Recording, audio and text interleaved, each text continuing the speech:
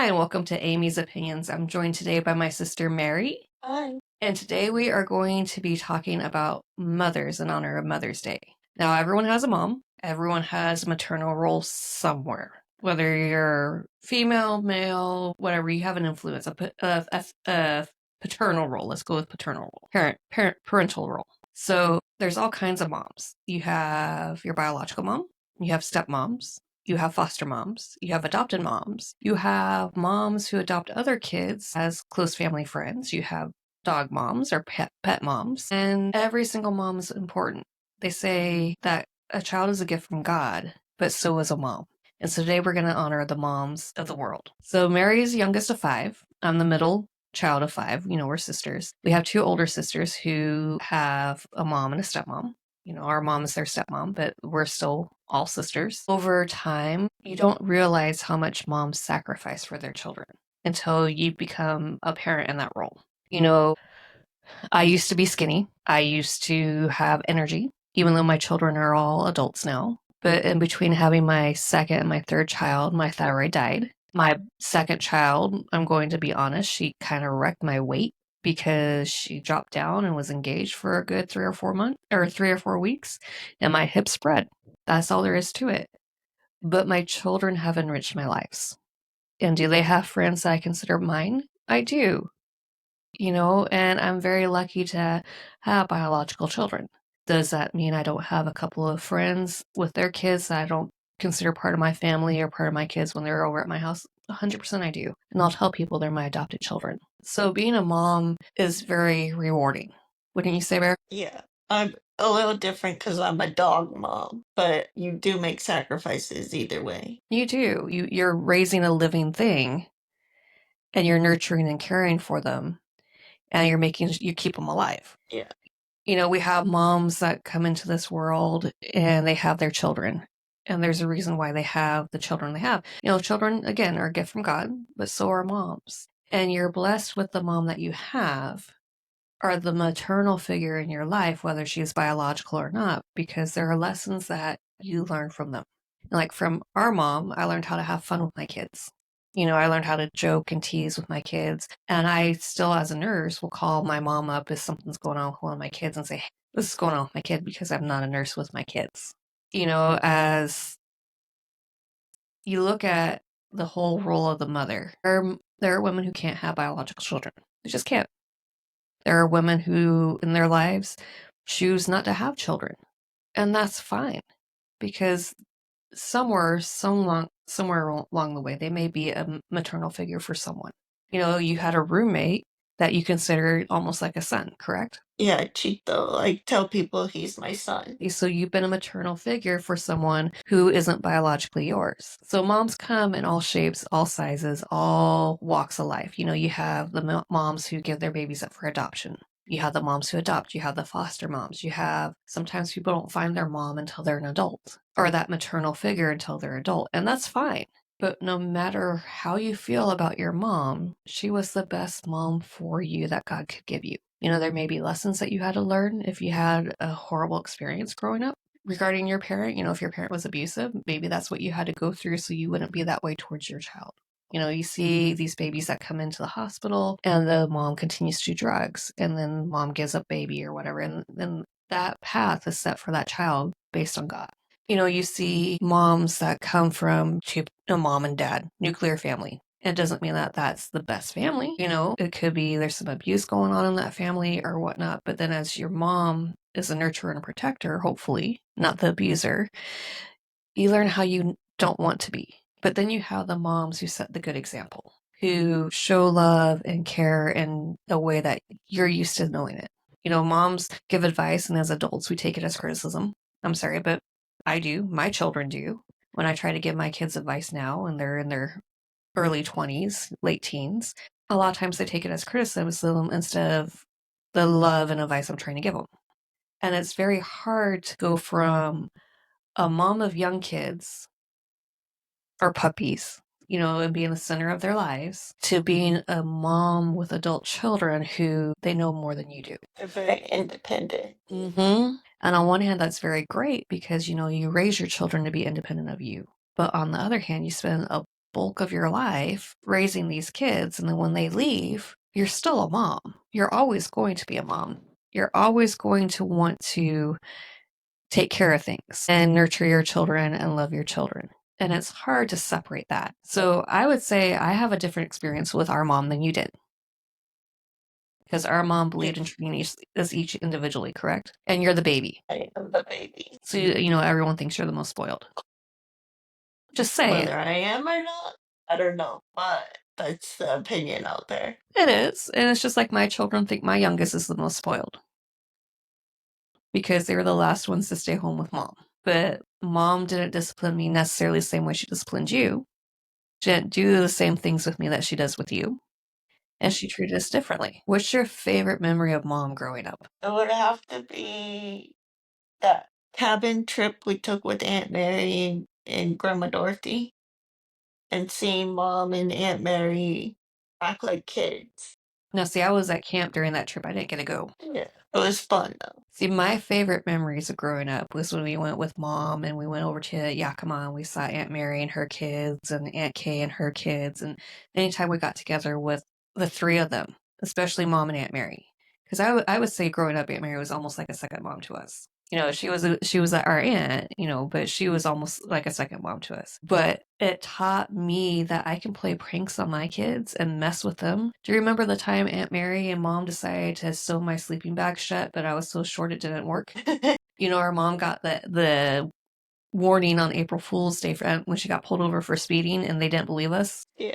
But, that's changed how that enabled me, I guess, to say with growing up, it was okay to have fun with my kids. I remember going to a water park with mom when we were teenagers up in Moses Lake and mom dunking the heck out of us and just having so much fun with that. Or when mom would take us to the river to go swimming or to Lake Chelan or, the morning breakfast where mom took us out once a month and we had a breakfast with just mom. Those are things that I remember mom. I remember being sick and all you want is mom. I still feel that way, I guess. So do I. When we had our car accident, I wanted mom to come and rub my forehead. I felt horrible, but that's what I remember. Mom rubbing our foreheads when we were sick. Yeah. There's just certain things about a mom you get that you can't get from a dad. Dads are more toughen up, at least our dad was, and, get ready for life. And when your kids move out, dads are like, yay, they moved out. Now it's our turn. And that's something that right now I'm dealing with is my kids are moving out and they don't need me in that nurturing role anymore. And they don't necessarily want the advice I give because they feel it's criticism versus, hey, I've been here, I've done this. Let's go this other route. So right now I'm learning how to be a mom all over again to adult children versus children whose lives, I was center of their life. More of a hands-off, guiding, nurturing type thing. And I would say this is a harder part. And when I called up mom to tell her about it, all she could do was laugh and say, well, see, now you know how I feel. Which, okay, I get it. What are some of the things you think of when you think of being a mom or watching moms or what moms entail? Gosh, I think of advice. Like a mom is always a therapist kind of person. Like there for you to talk things out with. Like with Chito, I talk to him every week, and even if it's just to say hello, like touch base, you always know a mom is there. Right. I look at moms as a safe place. When I'm hurt, I want my mom. Physically or emotionally, I want mama. When I'm having something joyful in my life, she's the first person I want to share it to. And that's as an adult. As a child, when you were scared, what did you do? You went to mom. I remember you had a nightmare once and you went into mom when you were little and you scared the heck out of mom because you're wearing her glow in the dark rosary and she just saw the rosary floating at her. So I'm just saying there's all kinds of things that entail being a mom. It's not just making sure a child has a house and food and shelter. It's a big part of it because you have to keep that person alive or that puppy alive. But it's also about love. And you can give love to anyone. It's that unconditional love that makes moms so great. Again, people don't realize all the sacrifices they have. Like, sometimes they don't buy themselves clothes because they can't afford to if they're buying you clothes. Sometimes they go without having a date with their husband because the kids need them. Sometimes you can't go on a vacation because you have no one to watch your kids. You might have to give up your job because you can't find a babysitter or daycare for your kids that's safe. And it's traditionally the mom that gives that sacrifices that versus the dad.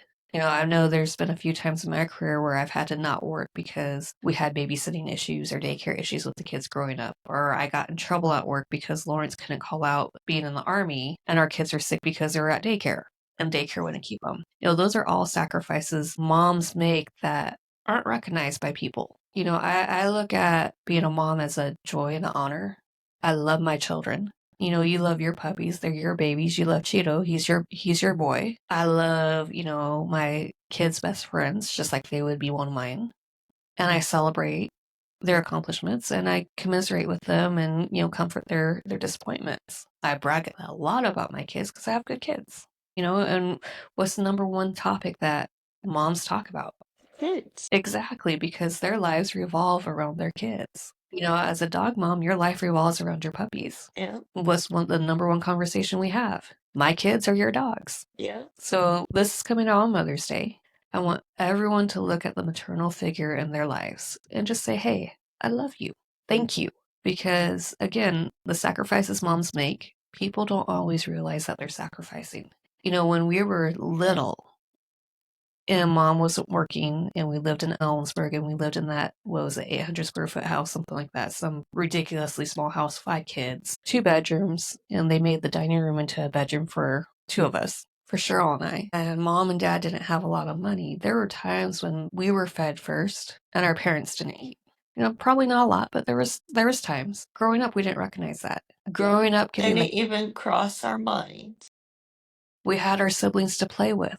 I remember mom telling me the story one Christmas. I wanted a Care Bear when they first came out, and she couldn't find one that they could afford, so she got an off-brand one. And that was my Huggy Bear. And I had that bear until one of our dogs in Arizona destroyed it. But I had that forever, and that was my favorite stuffed animal. I didn't realize, I was 4, 5. I didn't realize it wasn't a Care Bear. But mom made sure we had what we wanted. And mom did a lot of stuff. There was a period in time when it was a little bit hard with what dad was going through, and mom made sure we were safe. But she didn't make it in a way that we were afraid to be with what was going on. She made it into an adventure. She would pack us up and we go to Yakima or Ellensburg while dad was dealing with what he was dealing with. And that was a sacrifice mom made to take care of us, but not to scare us. She didn't burden us with the worries. That's what moms do. They take away that burden. They do. They really do. And, there's other relationships with other moms. Like, for instance, I tell my kids everything. If I'm grumpy, hey, this is why I'm grumpy. You guys need to give me some space. I have more open communication, I think, than what we had with our mom. Not by a lot, because we used to tell mom everything. And my kids, oh, heck, they sure as hell tell me everything. Some things I don't want to know. Mm-hmm. A mom's role is to be a safe place and be someone that they can talk to. Just like when we would go over to a friend's house, we got a code word if we felt like we couldn't come home, but we didn't want to tell our friends that we didn't want to stay. We had that code phrase or code word or something. Mom always made sure we felt safe wherever we were at. And that's very important. I never doubt that mom loved us. I've always known mom's loved us. I've always known that she's put us first. Even when she's sitting there and giving me guilt trips because I live all the way across country from her. Or I don't go see her enough because, I'm raising my own kids, I'm working and all that other stuff. I get that mom loves it and it comes from a place of love. And I appreciate that. I appreciate all the love and support mom gave us. We wouldn't be who we are without our mom. So what other memories do you have growing up surrounding mom? I remember at birthday parties, she made sure everyone was included and came up with fun games for us to play. Especially when she went to labor with you on her birthday and you were born 2 days later. So you guys had birthdays really close together. Yeah. I was the klutz of the family, so I remember her taking care of me and trying not to laugh at me when I came up with really weird ideas. And I'm lucky she didn't kill me out of all the stuff I used to make you and Cheryl do. Just saying. Yeah. Typical big sister. I remember the books mom had to teach us how to read. The I Am Matt the Rat. Yeah. I remember that. I remember having tea parties with her. Or her setting up the typewriter so I could type away even though I didn't know what I was doing. But we could play house. I don't remember her being stressed out, I think, until about middle school. That's the first time I really realized mom had feelings and mom was stressed out. But that's about all I have to say with moms. I'm grateful for our mom. I love mom. I'm grateful for the opportunity to be a mom to not only my children, but other people. Because sometimes I feel like I'm a mom at work. Sometimes I feel like I'm a mom to but I am grateful to all the moms out there. So have a happy Mother's Day. Thank Happy you. Mother's Day. Love you, Mom.